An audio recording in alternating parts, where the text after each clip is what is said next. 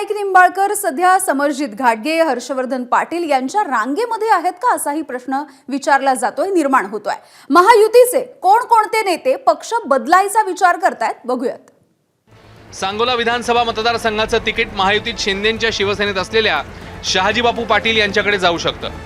त्यामुळे निवडणुकीआधी भाजपमध्ये गेलेले अभिजित पाटील पुन्हा शरद पवारांकडे येऊ शकतात। अजित पवारांच्या राष्ट्रवादीचे जिल्हाध्यक्ष असलेले दीपक साळुंखे हे देखील सांगोल्यातून लढण्यासाठी हातात तुतारी घेण्याकरता प्रयत्नशील असल्याची माहिती आहे। सातारा जिल्ह्यातल्या वाई खंडाळ्याचे भाजप नेते मदन भोसले यांची जयंत पाटलांनी भेट घेतली आहे। त्यामुळे अजितदादांच्या राष्ट्रवादीत असलेल्या मकरंद पाटील यांच्या विरोधात लढण्यासाठी मदन भोसले देखील हाती तुतारी घेण्याची शक्यता आहे। सातारा जिल्ह्यातल्या फलटणचे रामराजे नाईक निंबाळकर आणि त्यांच्या पाठिंब्यावर आमदार झालेले दीपक चव्हाण सध्या नावापुरतेच महायुतीसोबत आहेत। लोकसभा निवडणुकीतही त्यांनी तटस्थ भूमिका घेत अप्रत्यक्षपणे शरद पवारांच्या राष्ट्रवादीला मदत केली होती।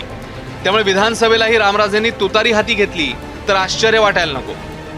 पुण्यातील वडगाव शहरी मतदारसंघाचे माजी आमदार बापू पठारे सध्या भाजपसोबत आहेत। पण काहीच दिवसांपूर्वी जयंत पाटलांनी बापू पठारेंची त्यांच्या निवासस्थानी जात भेट घेतली आहे। त्यामुळे अजितदादांच्या राष्ट्रवादीत असलेल्या सुनील टिंगरेंविरोधात बापू पठारेंची उमेदवारी निश्चित मानली जाते।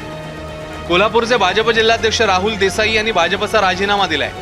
देसाईंनी राधानगरी बुदरगड विधानसभा मतदारसंघातून निवडणूक लढण्याची तयारी केली आहे। महायुतीत हे तिकीट शिंदेंच्या शिवसेनेचे आमदार असलेले प्रकाश आबिटकर यांना जाण्याची शक्यता आहे। त्यामुळे राहुल देसाई काँग्रेसच्या वाटेवर असल्याची चर्चा आहे। एबीपी माझा, उघडा डोळे बघा नीट।